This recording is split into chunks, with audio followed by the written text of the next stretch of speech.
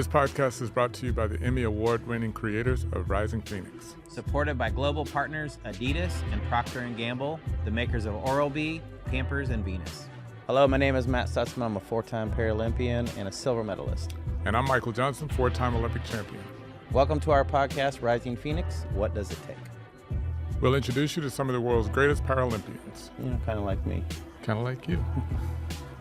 You'll hear about their life stories, what it takes to get this far, and their hopes for Paris 2024 and beyond. Well, it's been another awesome day in Paris. Yep. But our next guest from Long Island, United States of America, is early in the morning there, and I believe that she has just got back from training in the pool. Yeah, Anastasia Pagonis is one of the big stars of the U.S. swim team, and she's coming to Paris to defend her 400-meter freestyle gold medal. Anastasia is a S11, which means she's visually impaired. To win that 400-meter gold medal and set a world record as she was doing it, Anastasia swam 16 lengths at speed without being able to see where she was going. Anastasia has been very open about the struggles with depression that accompanied her sight loss. We'll also find out about her dog Radar and what getting into social media has done for her. It is my great pleasure to say welcome to Rising Phoenix. What does it take to Anastasia Pagonis? Hello, how are you? Hi, good. How are you guys? Thank you so much for having me. Hello. So I get to start off with the first question. Michael is always first. So I finally get my gold medal moment here. It's always nice to be on the podium. About to head. Yes, I feel that's what it's like. Exactly. Yes. Okay. Tell us a little bit about how you spent your life in the water. Yeah, I actually just How much time? How much time do you spend in the water? Because it seems like I'm sure you spend a lot of time in the water. Yeah, I actually just got back from the pool. I swam this morning. That's why, we got the wet hair. I spend a lot of time in the pool. So I usually train every morning, and then sometimes I'll also train in the afternoons, and it's for around an hour and a half to 2 hours. It's definitely been very tricky. I'm recovering from shoulder surgery, so I'm trying to find the sweet spot of training to, keep my stance, still being a world record holder, but at the same time not hurting myself and re-injuring my shoulder. So it's been pretty difficult. So Anastasia, growing up, you grew up in Long Island. Your mom started to notice something was wrong with your vision. What alerted her to something being wrong and the ultimate diagnosis? Just take us back and tell us how that all sort of went for you. Yeah, so my mom, both of my parents noticed that I was a super clumsy child, always walking into things and just a mess. I was also playing soccer at the time, and I started getting kicked in the face with the soccer ball. And during, schoolwork and stuff like that, to be able to read the paper, I was basically sniffing the page, I was so close to it. So my parents knew that there was something up. So we ended up going to the doctor, and I was misdiagnosed at the time with ADHD, which is crazy because it doesn't really have anything to do with vision loss. And my mom was determined. She knew there was something wrong, and we went to a retina specialist, and after a lot of testing, hours and hours of testing, I was diagnosed with a genetic disease. I was 11 at that time. So as an archer who uses his eyes to basically do my sport, Yeah. I can only imagine how terrifying it would have been to lose your vision and to go blind. How did you handle that? Yeah, so at 11, I was fine. I still had a good majority of my vision. At 14 is when I had the big drop in my vision, and that's when I went into a very dark place. I was extremely depressed, suicidal thoughts, because I felt like I had no hope, and that if I was going to be disabled and if I wasn't going to be able to see, then what was the point of me even being here? It was very hard for me, and I stayed in that place for about 8 months. And yeah, I decided that I wasn't that person. I was a fun, bubbly, outgoing person, and I wanted to be that person again and show the world that, no, this is what a disability is. And I decided, okay, this is my time to shine. And there's a little furry someone who helped you along as well. Tell us about this little furry someone that came into your life and helped you as well. Yes, so my guide dog, Radar, he is the best. I wish that he was here right now. You guys would love seeing him. Um, yeah, so my guide dog, Radar, is amazing. Since the games for Tokyo was postponed since COVID, I was very lucky that I was able to get Radar that year. So it was amazing just to have him. And as a young girl going through vision loss, it was very hard for me to have independence. Even now, it's very hard for me to have independence, but you don't want to be holding your mommy's hand everywhere you go. And it was something that was really hard for me because I felt like I couldn't do anything. And now I have my partner in crime, and we can do everything together. This is Radar, and well, he's pretty much my eyes. So, let me tell you how he works. Since he's not a normal dog and he is a working dog, he is trained to not eat food from the tables or food from the floor or just food in general. He just has his kibble and sometimes peanut butter. But don't tell anyone. Free! He's very drippy. He's the goat. We all love Radar. So you're now going through all of this, and then you decide to make the decision to get back into the pool. What made you decide that? I knew that I could do so much more and that I didn't want to be stuck in that dark place. And I want to be the story that I didn't have.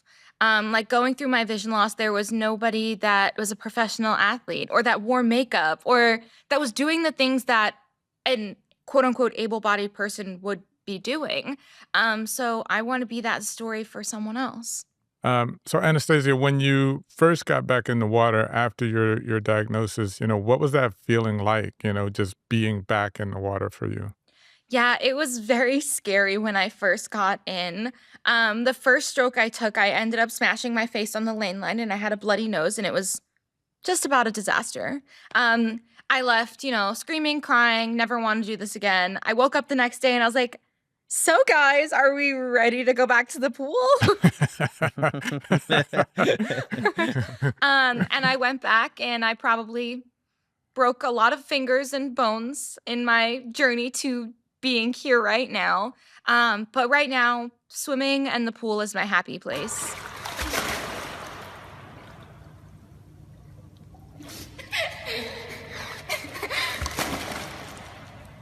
It's the one place that I don't need Radar, although we love Radar. I don't need Radar in the pool, and I just have my independence, and it's me in the water. So you get through a good morning practice. 62,000 yards. Stay tuned. Yeah.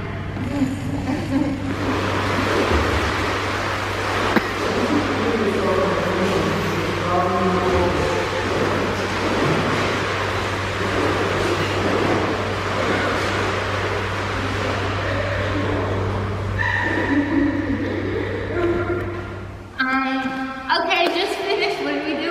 6350. 6350. It was like 2 hours, and I feel like really heavy, and my arms are super tired. But I'm gonna get in the pool again later. So, yeah.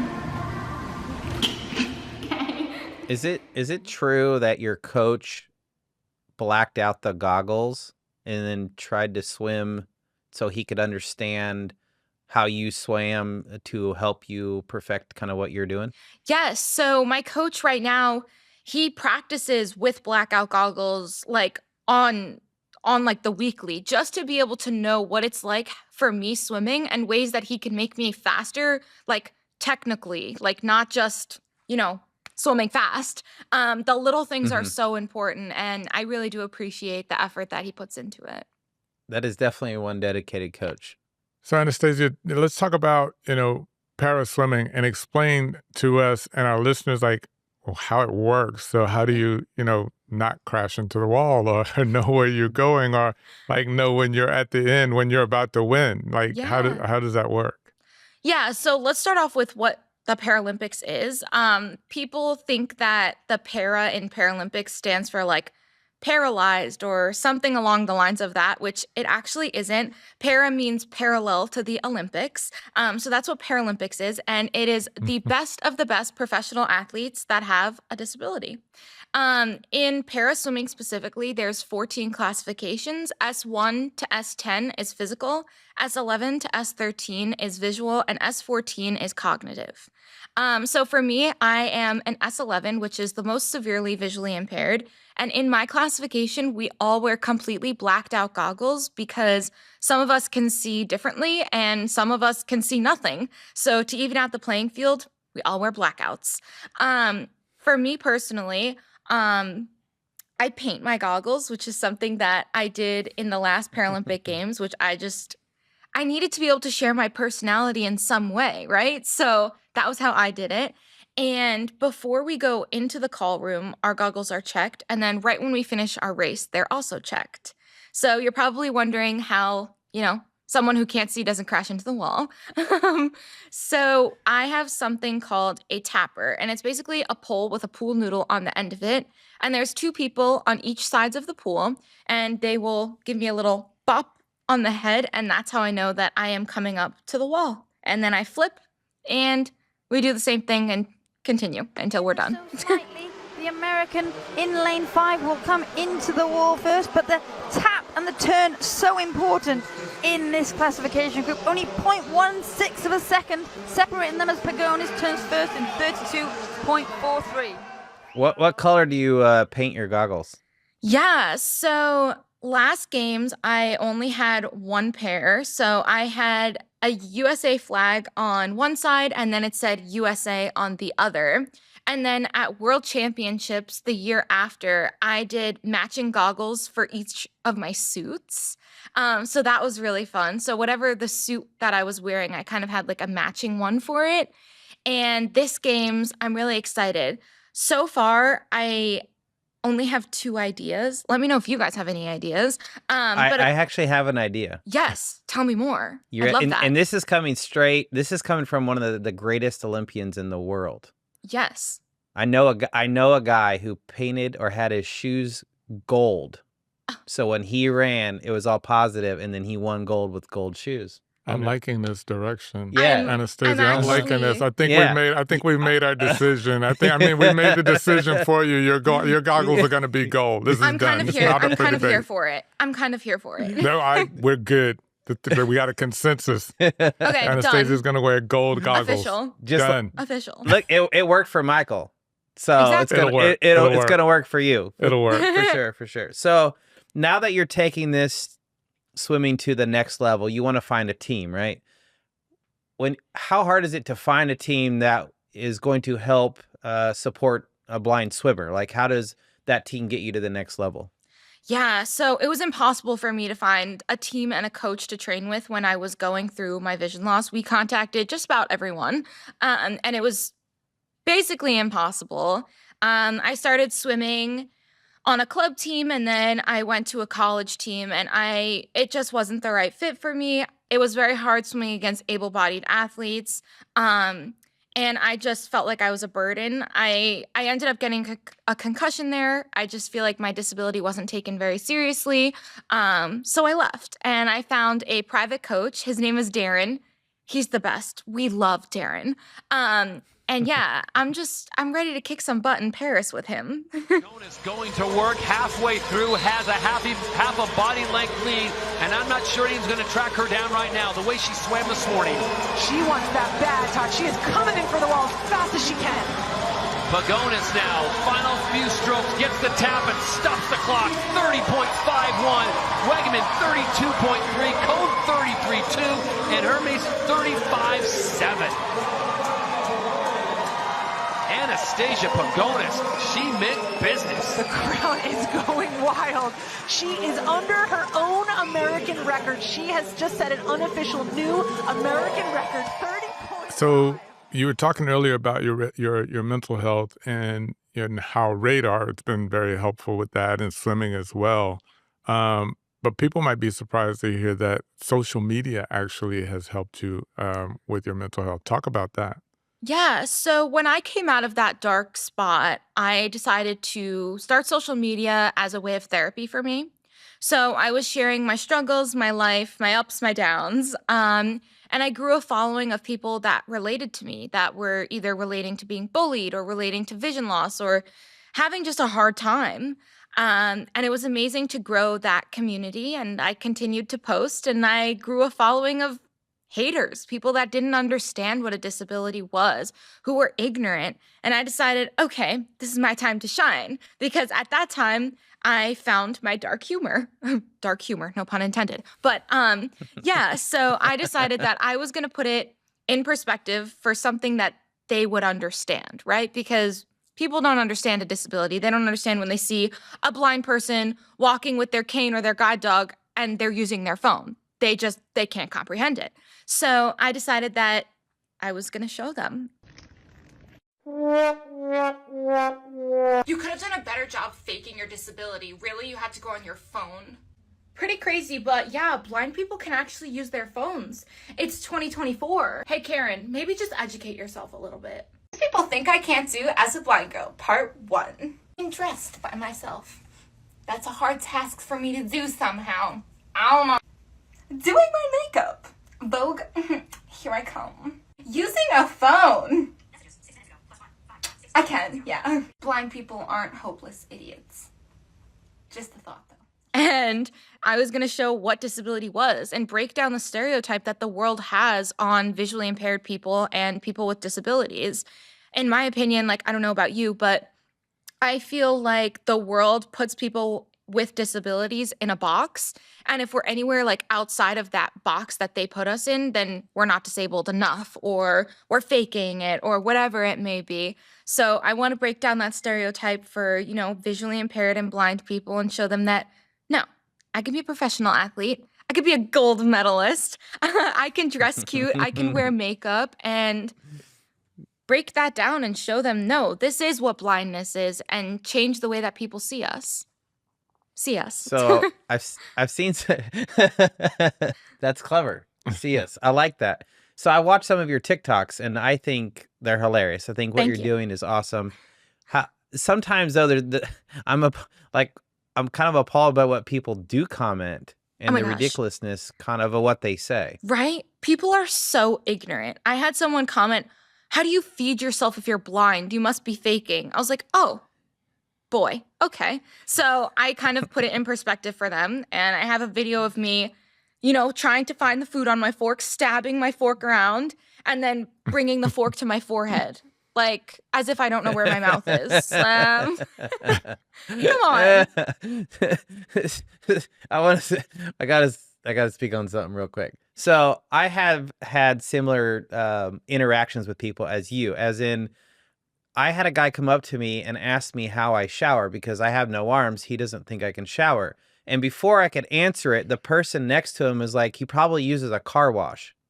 Like, they just assumed I just take a shower in the car wash. Like, you're like, no, I totally understand. Like a normal person, I get in the shower. Just because I have no arms, I put in the dollars and then I sit in the car wash. But I totally understand like how you're feeling in those moments, and you just have to laugh about it because you do. Or you could do what Anastasia does. You can actually go make a video of you in a car wash. You could actually do that. Exactly. And you should be like, yeah, I also get half off because like I'm smaller than a car. Exactly. Okay, so we're taking him to a car wash is also a conclusion. Yeah, we're going to a car wash and we're gonna film. Gotta film the car wash. You see how beautiful her stroke is, how straight, how efficient she is in the water. She's being very consistent in her splits. Here she is. She's approaching this last 100, 3:40.51, still ahead of world record pace. Into the final 100, the swimmer born and raised in Long Island, New York, homeschooled, but at her first Paralympic Games, she is showing that she is the real deal. So you had a very successful debut Paralympics, winning gold and bronze. So talk about that and then, what that means for you coming, into Paris and the sort of confidence that gives you. Oh my gosh, I was so little in Tokyo, which is crazy. I was this little 16, 17-year-old girl who was at her first games, and it was very terrifying, as you can imagine, and so weird not having my family there, with COVID and everything.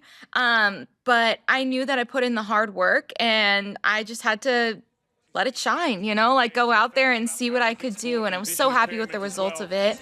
She has a guide dog named Radar, but I tell you what, she did not need any radar in the pool here. It's only a question of how much she was going to win by, some said.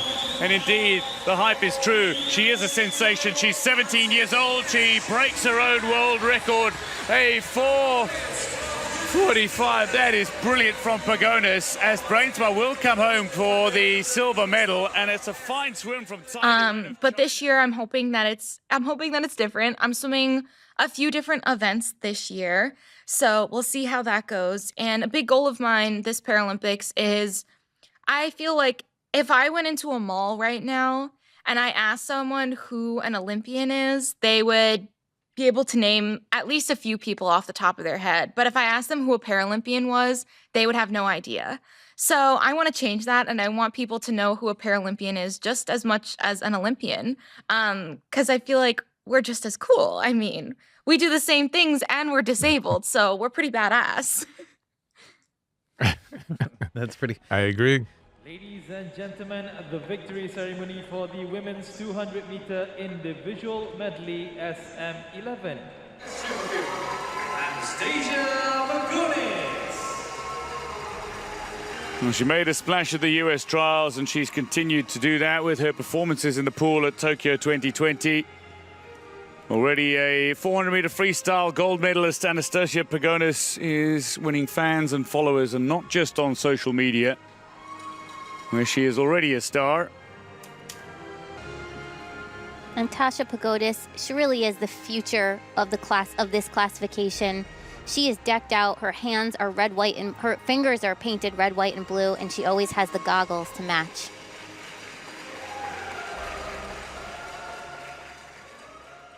So obviously you're looking to retain your Paralympic title in the 400 freestyle. Yeah. And turn your bronze into gold. Yeah, so I'm actually not competing in the 200 IM this games.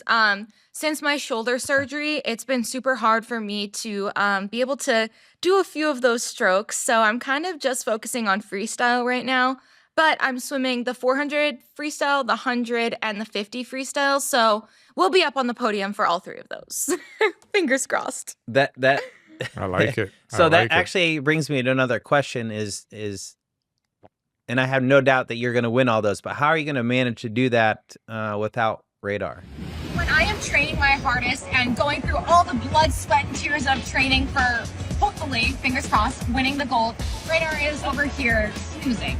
And I feel like I can basically hear him snoring from the pool, and I really resent him for it sometimes. I know. Because I know radar is so important to you. I know. Like, what am I supposed to do? It's like they take away my vision and then they take away my eyes again. Like, radar's my eyes. It's definitely gonna be hard, but he's gonna be in great hands. He stays with his puppy Razor, and Radar absolutely loves being there, which is amazing. It keeps me at peace a little bit.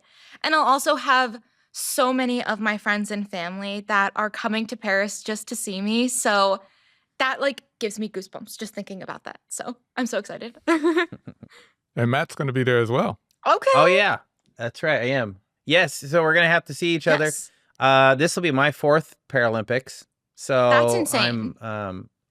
I have not won a gold yet. I've gotten silver. That's what this year's for. That's why I was happy to finally get my gold when I got asked the first question. But that's what this year's hopefully for. this year's a little bit different. No. This year is your year. Toes crossed. Yes, toes crossed. Toes are crossed. All the toes are crossed. I got a gold bow at home, painted gold bow. I'm going the same route you are. Yes. I have no doubt that both of you guys are going to be on track for gold in Paris. Let's talk shaving. Shaving is a huge experience being a swimmer, and I like to take it very seriously. That's why I use Venus. I kind of throw myself a little shaving party. I'll spend so much time. What excites you the most about Gillette Venus? Yes, so I partnered with Gillette Venus going into these Para Games. I am so excited. First of all, shaving is such an important part of a swimmer's routine. I mean, it's the bread and butter. That's that is the moment. And we get so into it. I mean, we'll literally grow our hair out for weeks and then have that one time that we shave for our event. And it makes me feel so powerful and amazing in the water. And for me personally, when I feel my best, that's when I compete my best. for sure. Like, no matter what it is. And being fresh shaven and feeling smooth and just flawless makes me feel powerful and beautiful. And Venus has given me that. I mean, who better than the Queen V? That's true. It's a confidence thing, really. It really is. It's such a confidence thing. And I am like such a hairy girl. And Venus makes these tiny little razors that are like this. They're literally this big. And I keep them with me everywhere because my armpits, they be getting a 5 o'clock shadow. So we need them at all times. Anastasia, one of the things I want to just touch on before we leave is, just you've been so great, about sharing your story and sharing your struggles. And I just wonder what you would give that young girl, yourself, when you were first diagnosed, what sort of advice now, given all your experience, would you give to her? Yeah. So looking back at it, it sounds super cliche, but I would say that there is hope because during that dark time, I felt like there was no hope. And I felt that if I was going to be this way, then why should I be here? And I want to look back and tell my younger self that there is hope and that there is light at the tunnel. And I wish I could bring some sort of audio or something back and show how successful and amazing I feel now and all of the amazing doors that my disability has opened for me. I'm so blessed to have so many amazing, incredible opportunities that I would have never had. And I'm so thankful for them. And I just wish that a lot of people that have disabilities would be able to see that there is hope and that there's so many amazing things that we can do.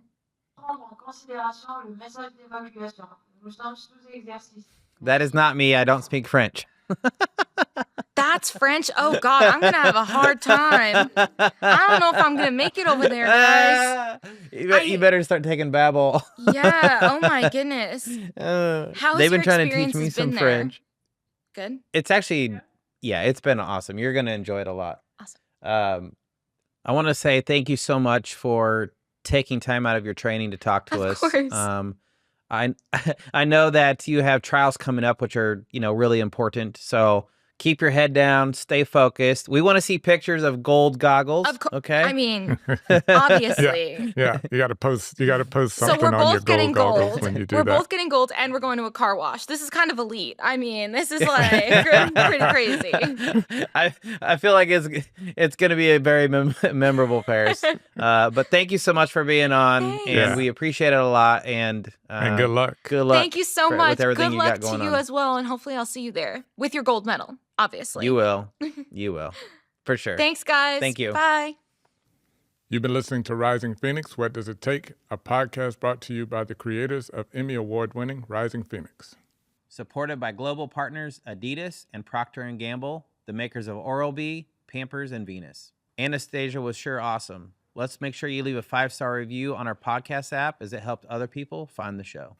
This is a Persophonica production in partnership with Harder Than You Think. I'm a rising phoenix. I rise above.